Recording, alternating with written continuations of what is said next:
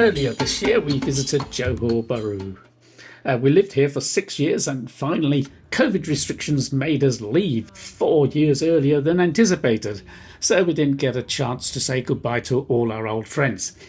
Finally, though, we could return and say our goodbyes.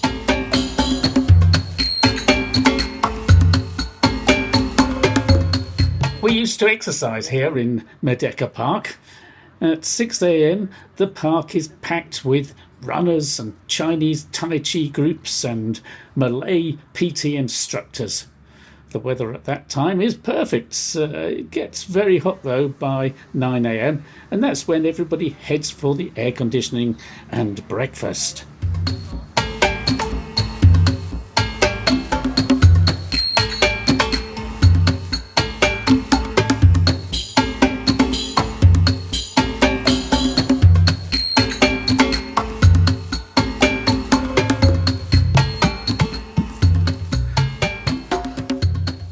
We planned a big documentary about the British takeover of the northern states of Malaya, but 2 years of lockdown stopped us. So, since we were coming, we decided to at least finish off some of the recce that we'd been doing. And maybe one day we'll actually get round to finishing the documentary. Who knows? In the meantime, we went to see the new city centre of JB, and it had been in development ever since we first arrived, and we were going to go off to Penyabong.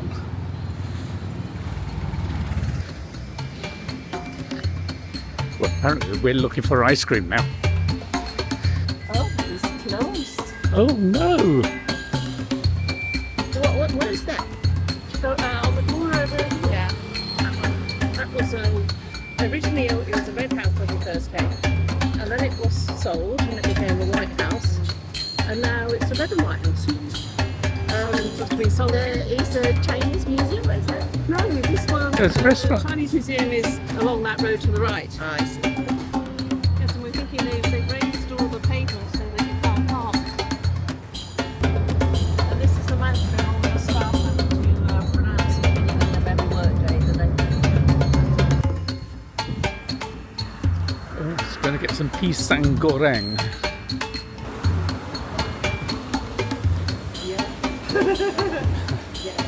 Yes, there's a sort of a banana that particularly taste, and they like to deep fry it here in Malaysia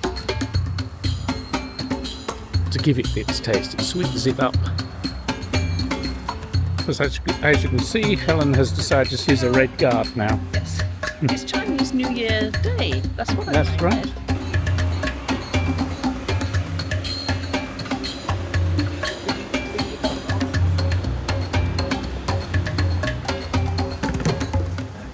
Last time we were here, it was all jungle,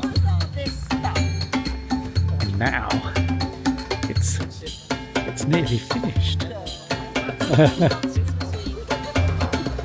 haven't met you. I'm Helen. Nice to meet you. Yeah. Hi, Florence. Hi.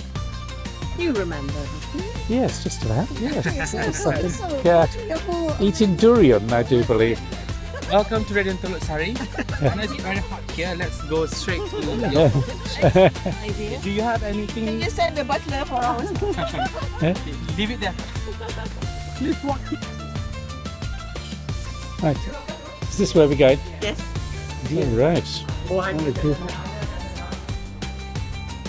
Oh, well, you're going upmarket, aren't you? Yes, we're testing this out. It was all jungle. Not so long ago, a couple of years ago. Now it's looking like luxury accommodation. Oh wow, we know where we'd be coming for our holidays next year. It is. That'll be good. Years ago, we were neighbours with Hannes, and she was looking around Malaysia for inspiration as to what to do with this rather wild piece of coast that she'd acquired.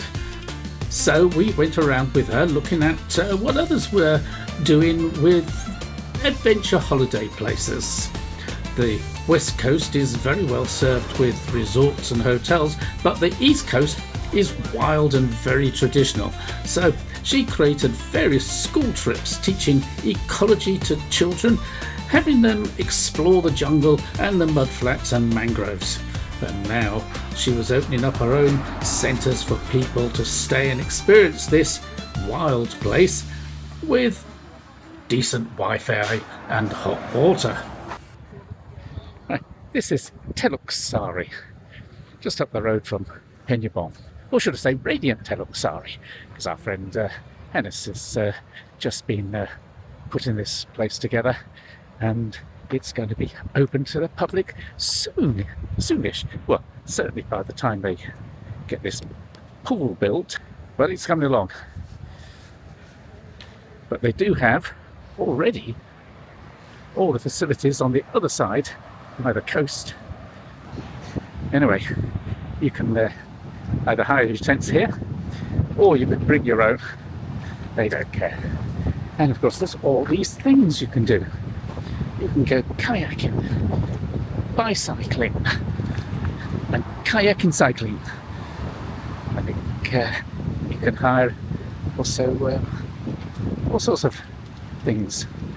Just trying to think. I think they might have all-terrain vehicles, ATVs, or they're going to have them. Not quite sure, but that's what they've got at the moment. You can get your bicycles, you can get your paddles, your kayaks, and your paddle boards. I do believe they've got there as well.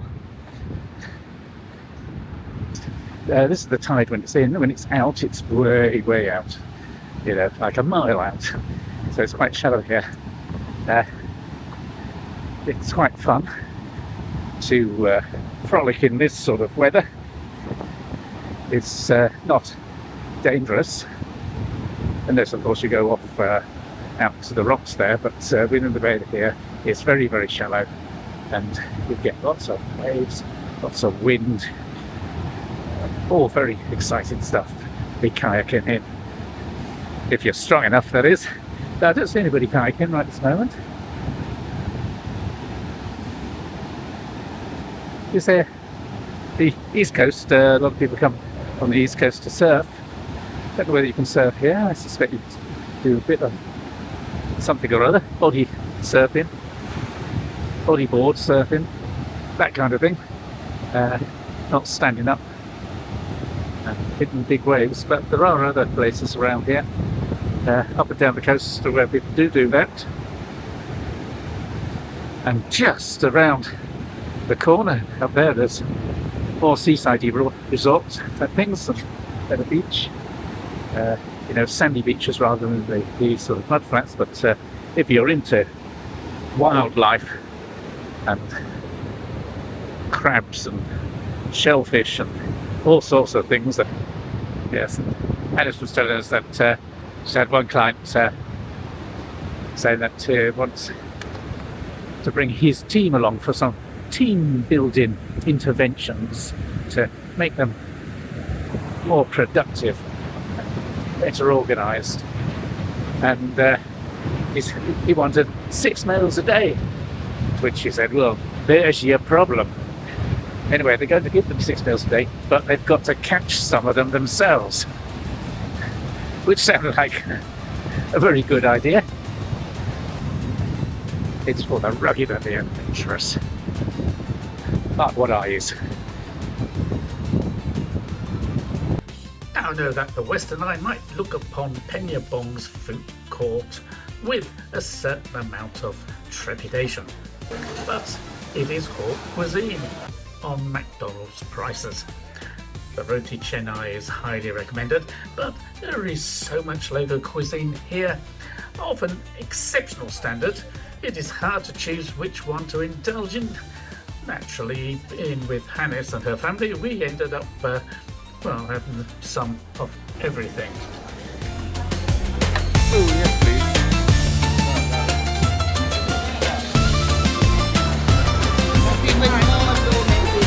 Oh, okay.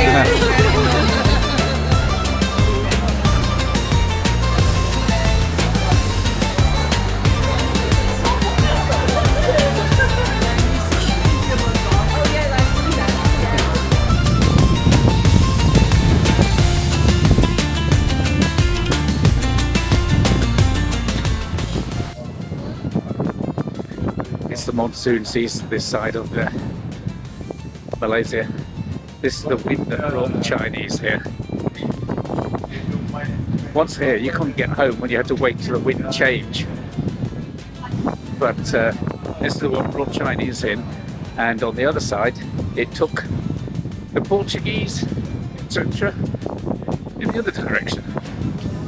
Then when the wind changes, Portuguese come in, and the Chinese traders take all their stuff off to China. And so it went on. It's curiously convenient. I doubt you could actually hear me above the wind. But there you go, that's my commentary.